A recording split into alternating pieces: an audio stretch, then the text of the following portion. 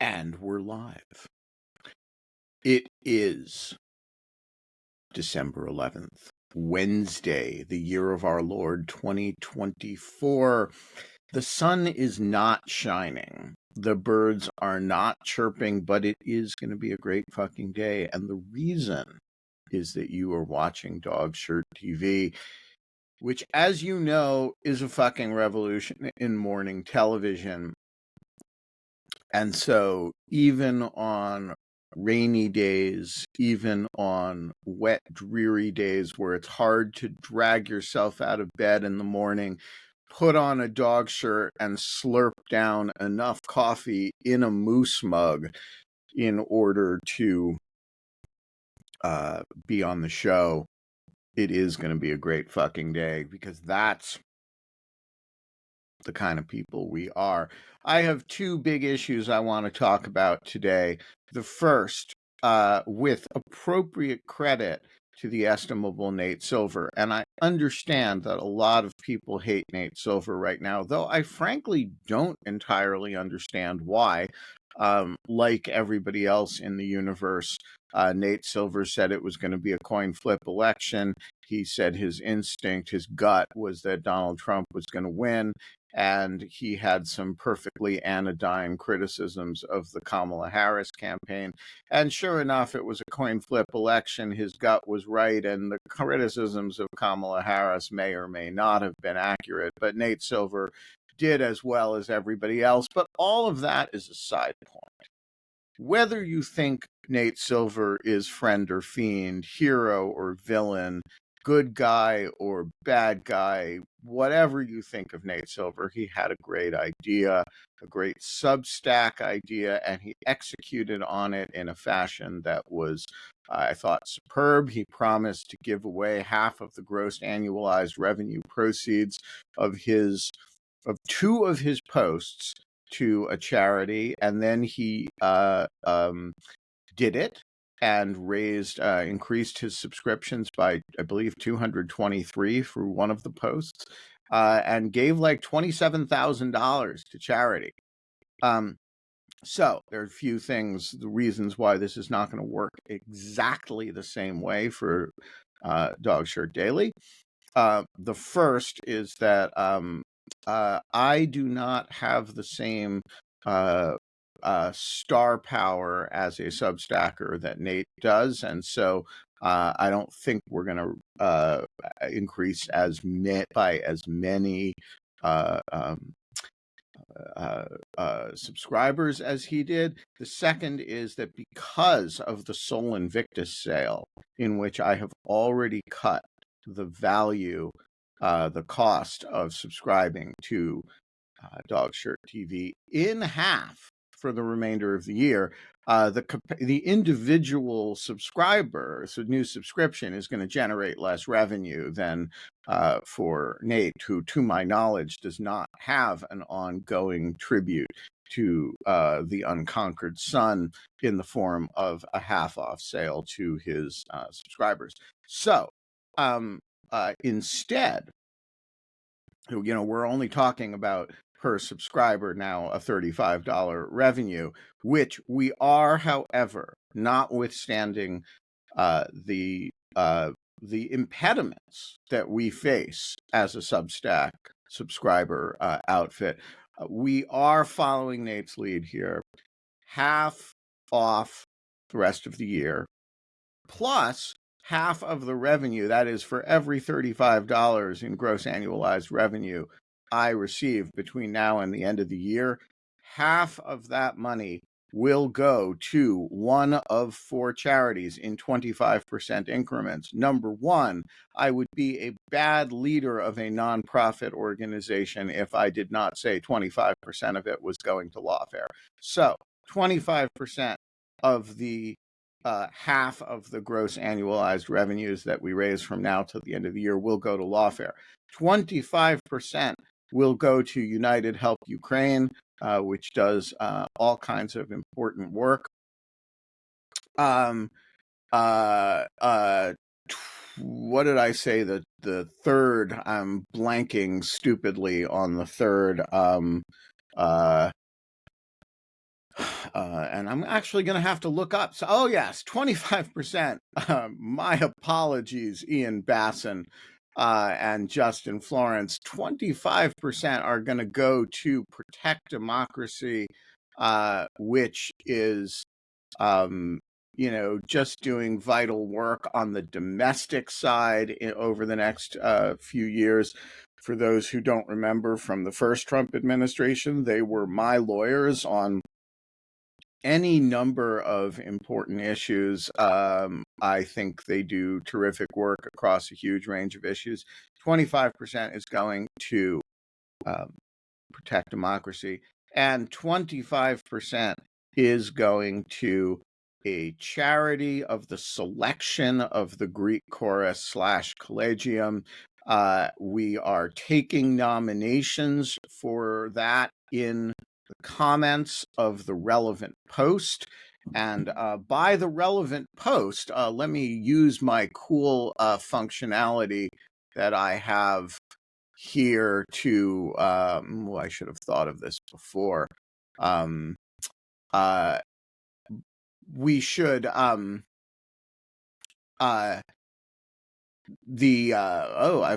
completely lost my train of thought too, which is always good when you're on live television. 25% will go to a charity of the choice of the esteemed Greek chorus. So this is where you can leave a comment that announces your nomination for the fourth charity. And you can also just go to the homepage, dogshirtdaily.com, and then click on the lead article. That will also get you there. Leave a comment with a nomination for the fourth charity. I have no idea how much money this is going to raise, but if you are not already a subscriber, and everybody who is on this live is by definition a subscriber, but if you are watching this or listening to this on the podcast version and you are not already a subscriber, become one. Support good works and get 50% off all subscriptions, gift subscriptions if you're already a subscriber. Let's do some good in the world. All right, the second issue I want to discuss today is robot massages.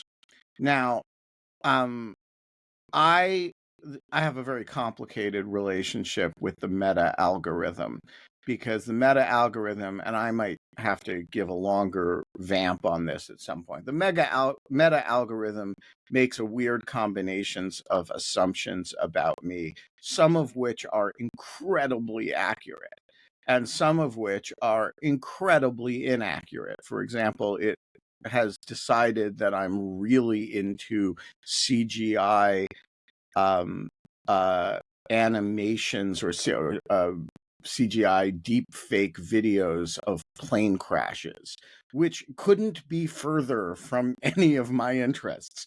And I have no idea how it figured out that I was I have no idea how it decided that Auntie, I'm going to make you wait and sit there for a minute because I have to monologue for a moment about robot massages and the algorithm. The algorithm has also made some perfectly disgusting assertions or assumptions about me based on the fact that I interact with a lot of Ukrainian women. I'll just leave that one to your imagination. So but on the other hand, it feeds me an incredible array of great camera equipment, videos, and I'm into woodworking, as is Auntie, and the quality of woodworking information there is amazing. Luthier information. Sometimes I aspire to make musical instruments. I've never tried to do it. The quality of it's what it figures out about me about musical instruments, with one important caveat that falls into the disgusting category, is superb. And so I have this very complicated relationship with the algorithm. Well, it figured out something really interesting about me, which is true, which is that I have some muscle pain. I am interested in things that massage my neck, devices that massage my neck. I recently acquired a bed of nails kind of mat that I lie on that is quite wonderful. But that I have no interest in massage. And I have never articulated this to the algorithm, but there's a reason for this, which is that I don't like people putting their hands on me. I'm just finicky that way. I strangers, my body, touching doesn't happen.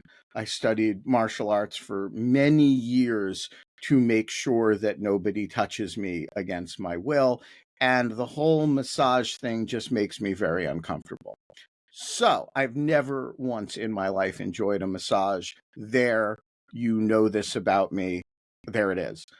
All right. So the algorithm figured out, and I'm really impressed with the algorithm, that what is missing from my life is a robot massage. And over the last 24 hours, it has been bombarding me with ads for this new service that is like a masseur or a masseuse, only it's a robot, and you actually lie on the table and it descends with various claws. And I was discussing this last night with the estimable Eve Gamon, who objected strenuously to the idea of robot massage because she thought it would be like the shiatsu massage um, uh, the shiatsu massage seats, which it doesn't look like that, but it may be like that. And then I was discussing it with my estimable wife, who this morning, who said, no, this couldn't possibly work as like therapeutic massage. Maybe it would feel good, but it's not, but it can't substitute for a human. And so I have a sample of three now. Myself, who the algorithm took one look at and said, you are the prototype candidate for robot massage. And I have a sample of two people I have discussed it with, both of whom have said, fuck no. And so I think I need to schedule myself an appointment for a robot massage and film it and come back and report back. So, Auntie, Laura, the floor is you guys in that order. We have several things on the table. We have the Sol Invictus sale, travel, charity thing. We have robot massage. We're very interested in increasing the N of the sample of people's interests in robot massage, and anything else that may be on your mind. Thanks. Would you like to go first, Laura? Okay. No, first in, first out, Auntie. You can't introvert Finn your way out of this one. Okay. Yeah, I got you. So, first of all, on the robot massage thing, yes, I have some very limited experience on it, and I'm not sold on the So idea. what was your experience with robot massage, and how elaborate was the robot? Was it like, did you lie on a table and? No, I mean it was far more specific. I had some eye issues a couple of years back, and I actually tried this sort of you could look at it as an elaborate sort of 3D goggle sort of thing. Oh yeah, I have actually two of those. Oh, right. So like I am actually the algorithm like correctly has figured out about me that I like devices that massage me, at least good ones that do it well. I find I'm interested in those. Yeah, Right. I had one of those goggle things. and then actually delete me, which advertises with lawfare, sent me a basket of Christmas goodies branded with delete me, and one of them was one of those Therabody smart goggles thing. Um, Right. I don't think the smart goggles are the they're not gonna you know change the world or anything, but they're Yeah. pleasant. Um, Yeah, but I mean, if you have like issues with the muscles in and around your neck, and I have those too sometimes because for I'm often in front of a computer screen and posture can become an issue. And actually, I find that yoga helps quite a lot to that. Yeah, I mean, all kinds of exercise help. Yeah, Mine is worse now that I'm not doing martial arts regularly anymore. I mean, but I thought my point is that it was just very clever of the algorithm to figure out, hey, this guy's interested in all kinds of things that massage him, except people. Um, yeah, uh, hey, here's a cool uh you know massage thing um that is like you book a appointment at a spa. It's like a human massage, only no person ever touches you, and that sounds perfect to me. right. So um all right, what else is on your mind? Yeah, I mean, this is sort of both very like simple and also very complex. Is that during lunch I overheard a conversation from the next table over where there was a bunch of university students there, and they were discussing. There was a protest in Helsinki during Independence Day. There was basically like a hard right protest that was, and there was a leftist counter protest to that, and there was some limited violence, which is not unheard of, but quite unusual in Finland. What counts as limited violence in Finland? Well, I mean, there was the police tried to, well, basically announced that the counter protest was illegal and gave orders for them to disperse, and some of them, uh, well, quite a few of them weren't pleased, and some of them went a bit violent with the police, like grabbing them and a bit of a shoving match and so forth. About, I think, 40 people or so were arrested, but they were released like the day after. So I mean, there was no permanent damage done to anyone. But I mean, uh, they were discussing this incident and they were discussing like both of these protests, and I got the sense that they leaned right wing, and they clearly had difficulty in understanding the grievances of, let's say, the poorer strata of people that live in the Helsinki metropolitan area, and that got me thinking that okay, wow, uh, that there seems to be partly due to the the information bubbles that we all have, is that there seems to be a lack of understanding for one, why people are poor and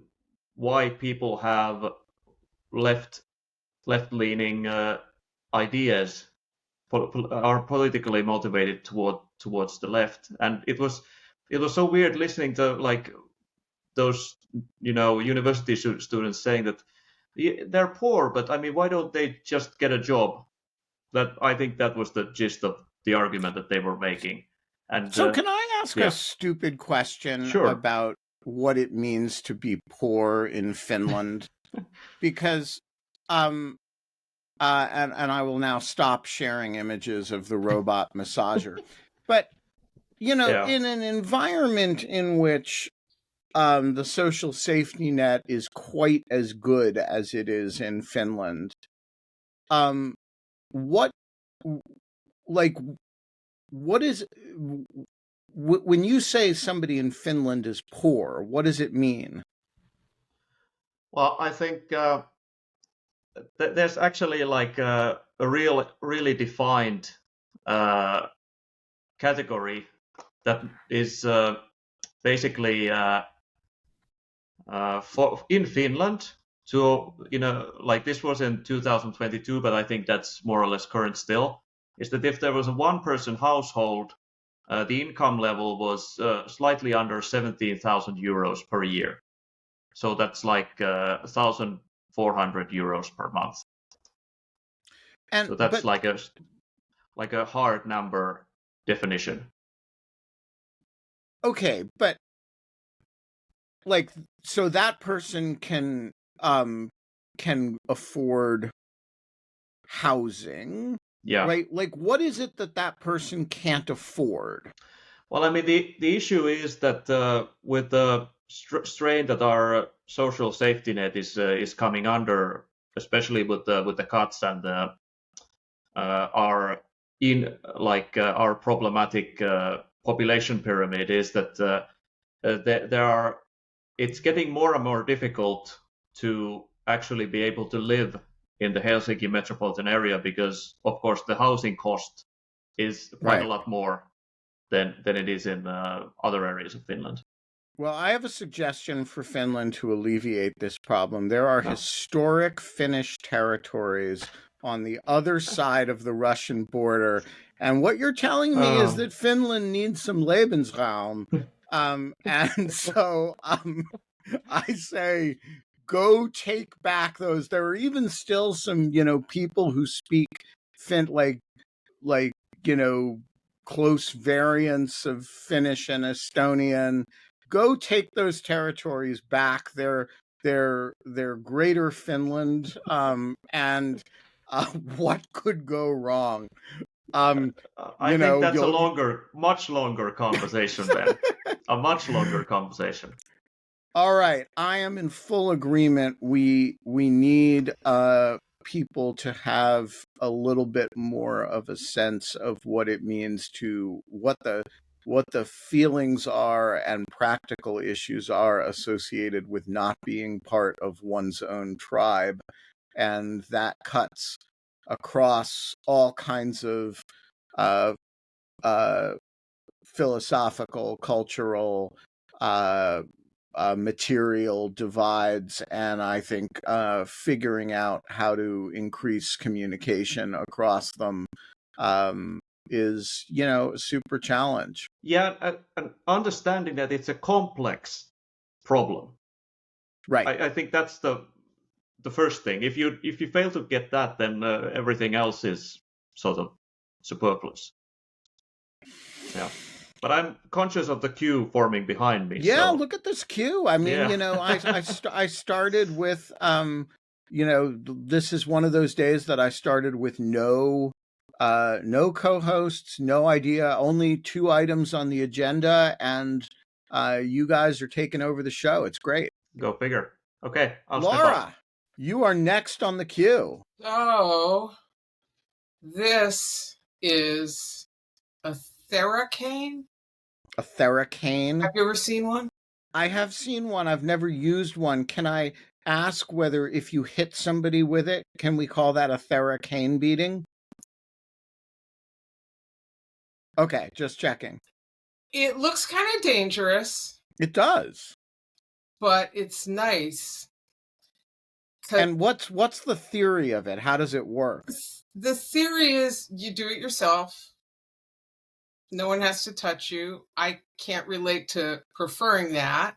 I get my 90-minute massages every month, but you for neck, like you just stick it. You lay down, and you can use your body weight to get in there Interesting. wherever you got stuff. Now my husband can pull it on himself. I don't like doing that, but I'll just lay on it and then make it so that the nubs, right, kind of like you could just lie on it. And yeah, so that's interesting. That's kind of similar to my bed of nails, right? It's discomfort that you kind of settle into and becomes relaxing / comfortable. Yeah.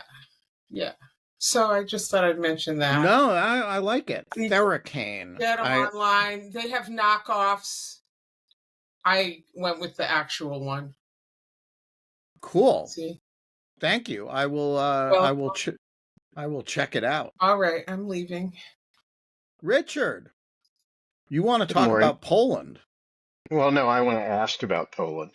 What about Uh, Poland? well, one of the interesting things about Poland is that they are a country that has come back from having a very Trumpy. very Trumpy government and have brought liberal democracy back in some sort. And I'm just curious about the whole story of how that happened, how they went from uh, what we're about to go back under and came back, and also you know I don't see enough reporting from Poland just how stable or unstable things are there. Yeah. So a couple thoughts. First of all, my old friend Radek Sikorski is now the foreign minister of Poland, and his very estimable wife, Anne Applebaum,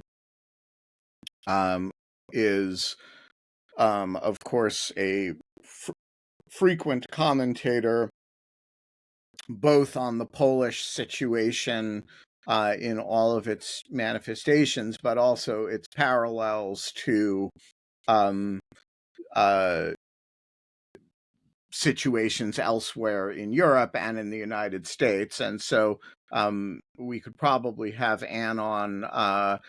Be very difficult to have Radek on because, busy being the foreign minister. But as a result of being close friends with that family, it's actually a subject that I've spent a lot of time with over the years. And look, it's not stable. It, like all kinds of um,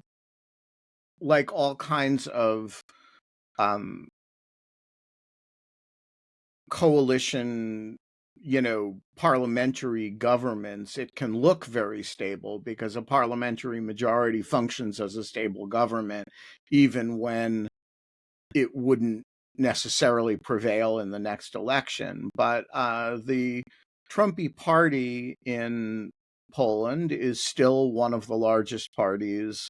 It may actually be the largest single party. And while it is not especially popular now, it could be again relatively quickly, just in a very Trump-like fashion, right? It lost the Tusk coalition, Donald Tusk, the incumbent prime minister, is a coalition of center-left and center-right parties. And in a very Democratic Party-like way, is responsible and sort of doesn't do certain things that are, it's interested in reviving norms, not in crushing norms like bugs. And if you had a sudden turn of fortune economically, or a party like Law and Justice could come roaring back. And so I think there's a one of the things that we've learned over the last several years is you're never out of the woods against these movements. You have you have periods of relative stability in which you've rocked them back on their heels. You have periods in which the public is more satisfied with conventional government, and periods in which it had less. You have less, and which these parties are more attractive and more resurgent. but they never go away. And even when they are very marginal, when you have a very strong two-party system like we have in the post-war period, and you think, okay, we've reached, I mean, I don't want to make fun of Frank Fukuyama, whom I adore, but where you've reached a kind of stable long-term endpoint, right, where all the big parties are democratic and where everybody aspires to liberal democracy. It's actually not true, and there are irredentist elements that become important fringe voices within parties, become extra party apparatuses, and when opportunities to rear their ugly head arise, they do. And so I think the big lesson is you always take this stuff seriously. As to your question, and I will see if Anne wants to come on. She's very busy right now, but she's touring because she has a new book and etc. So it may be not all that doable in the short term. But She always has a look, new book. she always has a new People are book. Yeah. supposed to promote new books here. That's you have a media venue.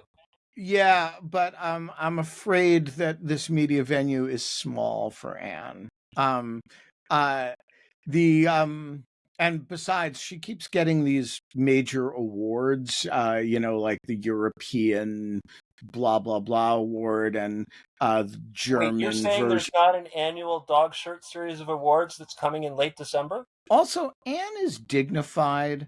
Dog shirt's undignified. There's just there are issues. Excuses. But there is a key thing that Anne always emphasizes about the comeback in Poland, and that it was that the opposition absolutely has to be unified. And that you have to bring together elements that don't agree about things. You have to figure out a leadership structure in which they all are on the same page about the need to defeat the ruling party, and they're all singing from the same hymn book, and even though they disagree about very important things. And one of the things that I thought was very distressing, honestly, about Kamala Harris's loss is that she did those things. This was a coalition that ran from AOC to Dick Cheney, and everybody kind of was singing from the same hymn book, and it didn't work anyway. And so, whether that's a function of bad luck or the unique attractiveness that I can't see of Donald Trump, or the power of the relative importance in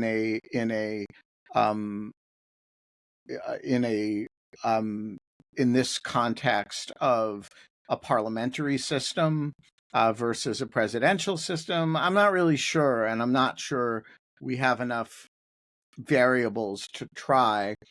We have some defenses that European countries don't have, particularly federalism. They're not available to Poland, but also separation of powers. We also have some vulnerabilities that countries like Poland apparently don't have. So your point is excellent. I will ping Anne and some others who may be good discussants on this subject. And let's see what we can do. Great. Thanks. Yep. John Hawkinson, you want to talk about Guam? Well, yeah, I mean, Richard brought up Poland, and I thought, geopolitics, and allegedly the DoD, and I think we have a history of not really being able to believe all of their claims in this space. But the DoD announced yesterday that they had a successful mid-range ballistic missile interception based on the Aegis 3 Block 2A platform launched from Guam. And so I sort of wondered if you had any thoughts about what it means, especially to the extent that it's destabilizing or not destabilizing. And maybe that's a short-term, long-term question. Yeah, so a couple things. The Oh, first sorry, you probably is, need to give background for everybody else. yeah, so this is missile defense, and Guam is one of the major Pacific bases, or the major Pacific base for a bunch of interceptors that we use in missile defense technology. Some are in Alaska as well, some are in Europe. But in the Pacific theater, Guam is particularly important in this regard. Um, do you have more background that you want to give before I try to address your question? Not really, other than to say they claim, and I think it's correct, this is the first time anything's been launched from Guam. Usually it's all been much further closer to Hawaii. So not only does the technology potentially have some destabilizing impact, the choice of launch location may also. Yeah, so I'm going to sound like a crazy John Bolton like hardliner here, but I actually think this is very good, and I think you have enough actors right now who are developing significant long range missile capability, starting with the North Koreans. But you just saw Russia actually use a medium range uh, nuclear capable missile in against Ukraine. The Iranians don't appear to have missiles that we can't shoot down, but um, query how long that will continue to be the case. And of course, the Chinese have developed all kinds of capabilities that are significant. And so my feeling is, when you're dealing with a bipolar missile world, which is what we were for a long time, there's a really good argument for arms control being your principal device. Reduce the number of missiles, get rid of the intermediate range missiles, which we did with the Russians for a long time. But when you're dealing with a multipolar world in which a whole lot of people have missiles, and you don't have bilateral, and you're not going to develop bilateral understandings with each of them, or like it's not going to happen with the North Koreans. Not going to happen with the Iranians. It's probably, maybe not going to happen with the Chinese because they really, really, really want to take Taiwan back. And there's a really good argument for being able to shoot down whatever missiles people send your way and being known to have that capability.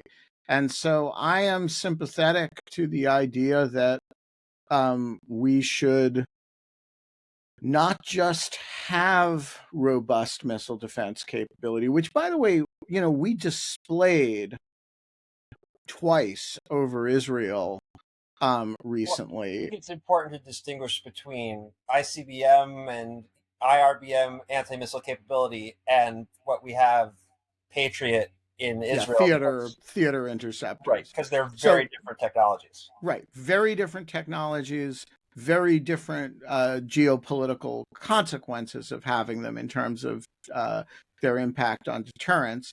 But my view in both cases is the more and the better you have, and the more and the better people understand that you have, the less confident Kim Jong-il is that he can send a missile to Guam or Tokyo or San Francisco, the better.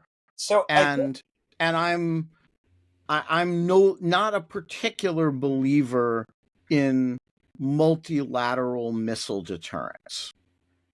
So I think that's fair, and I'm amused that you chose the word understand rather than believe, because there's a big question, at least in my mind, about what this capability really is and whether this demonstration reflects that capability. So I haven't thought about this in maybe 5 or 6 years. So maybe things have changed. But at that point, our anti-ballistic missile capability was, we could probably shoot down 1 or 10 missiles with a fair degree of confidence, but more than that, and we were toast. Right. So So it had, what do you take this to be a breakthrough in that sense in?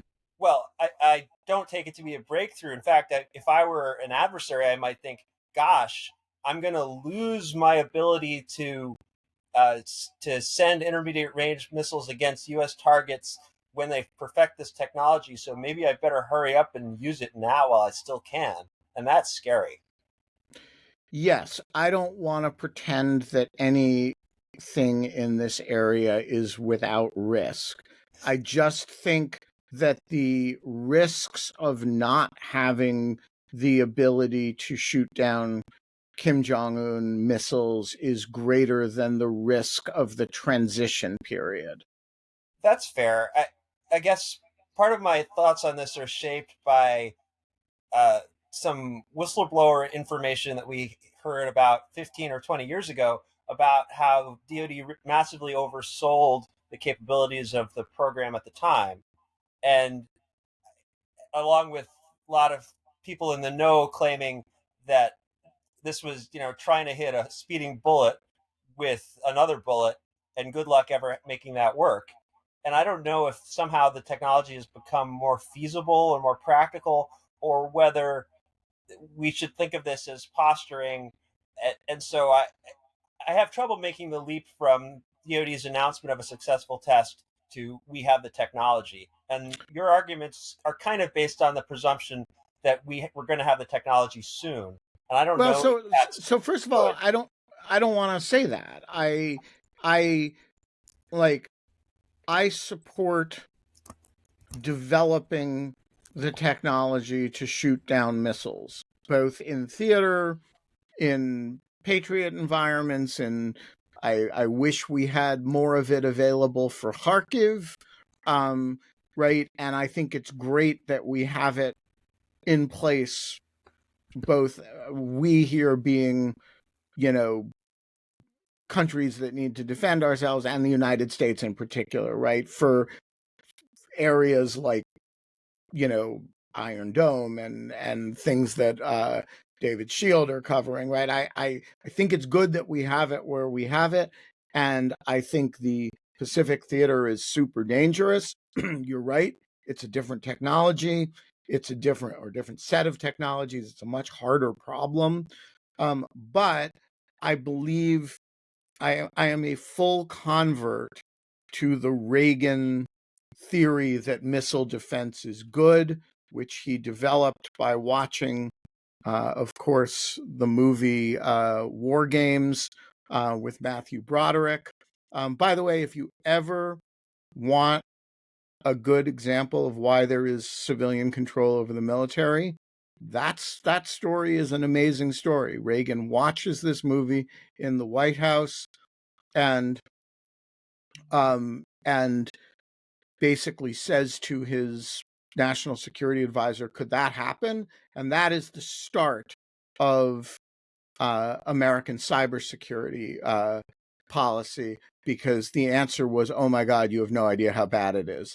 And that is literally how cybersecurity policy started, with the president, who was not part of the Defense Department, you know, brass or whatever, watching a movie and saying, boy, that teenage hacker thing is kind of scary, could start a nuclear war. Is that real? And the answer being, yeah, our systems are really vulnerable. So look, So they were going to have a cottage industry of film to influence the Trump administration's geopolitics. I certainly would. If only we knew someone with a laser film projector. There you go. Auntie's back. Wait, before you vanish, John, like you seem more skeptical of this than I am, and I'm trying to figure out what the particular concern is. Is it that we suck and we won't be able to do it? Is it that during the period from we still suck to we can stop a lot of missiles. There's some escalation danger. What's the specific set of concerns here? I don't have a single sole concern. I have a lot of skepticism. You should have some skepticism of my skepticism because I'm an inherently skeptical person. But further, I was convinced by people in the know 10 years ago that this was a super difficult problem, hitting a bullet with a bullet. And I haven't heard anything to believe that it's any less difficult now. One of the problems 15 or 20 years ago, whatever it was that we tested our technology hitting balloons with bullets and said, it works. And of course, that was not a realistic simulation of what would actually happen. So I don't have the confidence that our Pentagon is now, shifted gears. I mean, I know it's a slow train and it takes time. And so maybe after 20 years, they can, in fact, shift their practices. But I just don't have a lot of confidence. I wonder also if you have any thoughts on, this is a ridiculous question, the incoming Trump administration's position on ballistic missile defense. I don't know that the incoming administration has enough coherence on any subject to usefully address that question. I will say that they've promised to increase the defense budget, which is important to do. I mean, we've depleted a lot of stuff sending stuff to Ukraine, which I absolutely support. Is that really budgetary rather than logistical? But go on. It's both. There's logistics elements to it. There's also, we have a serious problem in the South China Sea. And, if we are going to have credible deterrence for Taiwan purposes, for, the defense of the Philippines purposes, for all kinds of purposes, we actually need, if not a bigger military, a more appropriately deployed military. And I do think that there's, look, I mean, I am not a particular enthusiast of, needless overseas U.S. military deployments, but I do think we're dealing with a environment right now in which there are a lot of countries doing a lot of bad things, and they need to be a little bit afraid of us. And so, the good news with Trump in this regard, the bad news is that he hates our allies, and we can't do anything effectively without allies. The good news is he wants to build the U.S. military to a position where you could do a lot of good with it, or really not do a lot of good with it, but deter a lot of bad with it. And so, I think which side of him, like the idea of building a giant military in order to bully people and, get favorable trade deals, is really stupid. But the idea that we need, an increase in defense spending is, I mean, I just think that's true. And which is one of the reasons his tax cut proposals are so wildly reckless. So if it sounds like I have mixed feelings about all of this, it's because I have mixed feelings about all of this.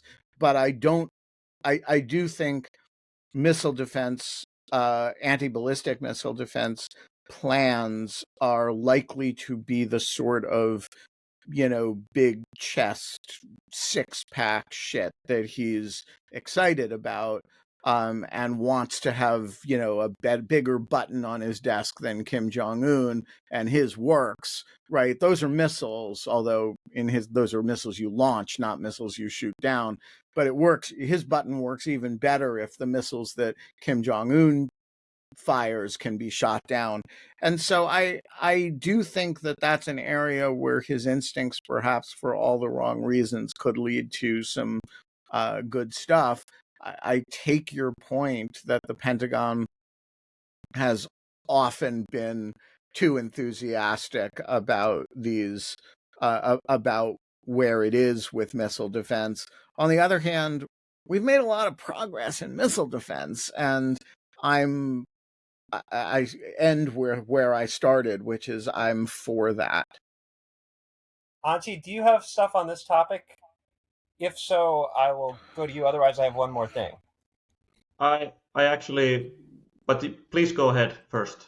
Well, I thought it was worth calling out the comment in the chat, which is that Dan mentioned that his rocket scientist friends who used to work on missile defense now all work for Blue Origin or SpaceX. And it's interesting to ask whether there is potentially a serious brain drain problem here, or also maybe Blue Origin and SpaceX we know have defense contracts, and they may well be more efficiently pursuing some of these technologies in ways that we are not or cannot be aware of. So I guess that could cut both ways. Yeah, so I am not in a position to address that, not because I have access to any secret information that might shed light on it, but because I have no information on it at all. And so anything that I would say would be purely speculative. I do think at least based on what we know about it, the test yesterday was impressive. And so I would not start with the assumption that there is not progress happening. I just don't know. If you can shoot down one missile, that's cool. It's not strategically significant. If you need to be able to shoot down a bunch of missiles in order for it to be strategically significant. Auntie? Yeah, I mean, you brought up a really important topic, not just with regards to Guam and the US missile defense, but this also relates to Europe, because I think, at least in the European context and in the context of Ukraine, missile defense does get quite a lot of oxygen, usually, but offensive deterrence with regards to this issue gets quite a lot less. And that's a problem, because you need equal of both. It's a complex ecosystem of both offensive and defensive capabilities, and Europe definitely needs to invest much more in both defensive, but especially in offensive capabilities. And yeah, Ukraine combat this with one hand tied behind its back, it's ridiculous. I really agree with that. I mean, if you think about what is the coalition of the frontline states, which realistically some of them are more frontline than others, but the Nordics, the Eastern European states minus Slovakia and Hungary, and backed with by Britain and whatever U.S. U.S. backing is available, given but the fundamental thing that these countries need to be able to do is to hit targets quite deep inside of Russia, and that is not a shooting down missiles problem. That is a shooting your own missiles problem. I also think, if Russia is very large and it's willing to throw a huge number of bodies at the problem, it doesn't have that many bodies. Russia is much less densely populated than Europe. It's got 144 million people, and it's wasted pushing 1 million of them. It's already having to rent North Koreans to continue the war in Ukraine. And so, Europe has 350 million people, and it hasn't wasted any of them. Now, it has a huge mobilization problem, except Finland. But, Poland. Poland, right? I mean, it's not postured to fight wars because of us, but it also has an enormous economic capacity to produce weapons if it chose to do that, which it doesn't choose to do as a general matter. And so, Europe's problems here are very resolvable with political will and stubbornly unresolved, partly because there's a collective action problem and partly because everybody relies on us. Well, I do think taking away the US security umbrella, whether in reality or just in perception, will be a forcing function for, particularly for, it will not resolve the collective action problem because Germany will still get to say, wow, the Finns and the Swedes are pretty good at this. And, you know, they don't have this Nazi past thing that we have. So we'll sit here and wring our hands in the corner while Poland takes care of it. There's still, Europe has a huge collective action problem that withdrawing of confidence in the US will not resolve. But what it will resolve, or at least push toward, is the lack of a sense of urgency, the sense that there's a backup plan. And, you know, these are countries that are not, that are 2 generations away from their war-making traditions, in some cases, which are quite ugly, you know, like vilely ugly, but they do exist, and they're just, you know, look, you have a German leader of a major party, who said publicly the other day that Germany needs to provide Taurus to Ukraine. Now, that's unthinkable for a German leader to say a few years ago. And so I do think there are, you know, whether things are changing hard enough or fast enough, I do think they are changing. And when they change, Auntie is right that the fundamental thing that Europe has to contribute here is the ability to exert offensive force in a fashion that Ukraine can just simply cannot do. Now, whether that's an issue of political willingness, but it's I think a very important point. John, you were about to say something. Well, you had raised your hand. Yeah, so I think Ben, you hit the main problem on the head. That Europe basically leased its strategic defensive thinking to the US for the past 80 years. So it's having the biggest difficulty in reclaiming any capacity to do so now. Yeah, and look, I think that there's, you know, one possibility is that Trump is just ambiguous enough about whether he would leave Europe in the lurch that can continue, right? You know, you can have Europeans putting their heads in the sand and assuming that the United States will actually be there. It wouldn't be the first time Europeans counted on either other Europeans or others to their foolish detriment. And the other thing is, if Putin doesn't know what Trump would do, you could actually have some counterintuitive, the uncertainty could work to make the European fantasy continue. I don't think we know, and I think a lot depends on private signals that Trump sends to Europeans and to Putin, as well as public signals that he may have no idea he's sending at the time that he sends them, because he just talks out of his ass. John, you get the last word today. I also just wanted to point out the reality, or if we'd call it that the state of offensive intermediate range missiles is a weird one. We've just come out of this world where we had a treaty that prevented development of those missiles. Although if you listen to Jeff Lewis, he'll tell us the Oreshnik IRBM that Russia flew, they actually originally flew as an ICBM, and then they just turned it down so it could be used as an intermediate range missile. But I don't know what our development pipeline looks like. When I say our, I mean the West in general and the US in specific, in terms of intermediate range missiles and how that's been affected by those treaties. But I guess we've been out of that.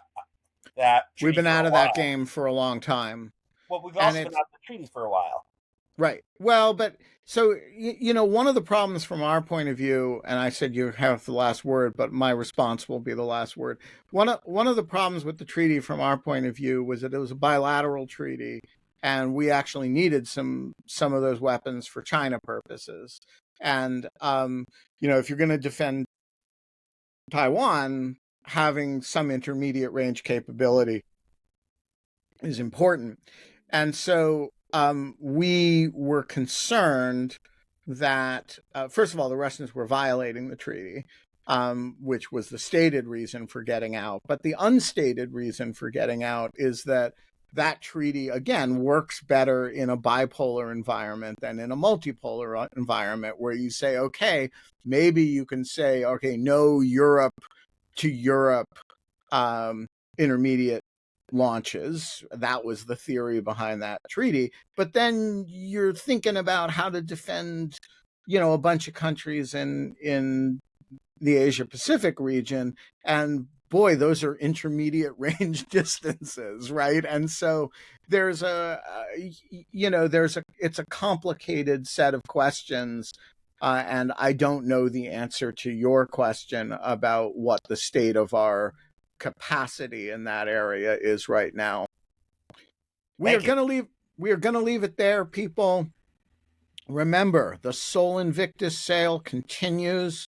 Get your gifts purchases for people who want to talk intermediate range missiles and just don't know it yet. They want to shoot the shit and with John Hawkinson and say, sir, you know nothing about intermediate range missiles. I know. And, we want to have that conversation, or to say, John Hawkinson knows everything about it. I couldn't possibly contribute, but here is my question for him, right? We want that conversation too. Get your gift subscriptions, get your personal subscriptions. If you are watching this on YouTube, and you are not a paid subscriber to Dog Shirt Daily, I just want to remind you that you are a less good person than you could be. And with one click or two clicks, you can, get $35 off, half off, and you can give, what's half of 35? $17.50 to charity, to Ukraine charities, to lawfare, to protect democracy. And just think how much better you'll feel. You'll be able to harangue John Hawkinson and Auntie, and you'll be able to raise the question of, you'll be able to say, why are we talking so much about Finland on this show? Why are we not talking about Montenegro, which is where I'm from? And the answer will be because Auntie shows up and you don't, Mr. Montenegrin non-subscriber. So fix that. I don't mean to pick on Montenegro. I love Montenegro. We're going to see you tomorrow. We have a special. Oh, it's not tomorrow. That's Friday. We may have a special show for you tomorrow, but I haven't figured out what it is. Take care. See you later.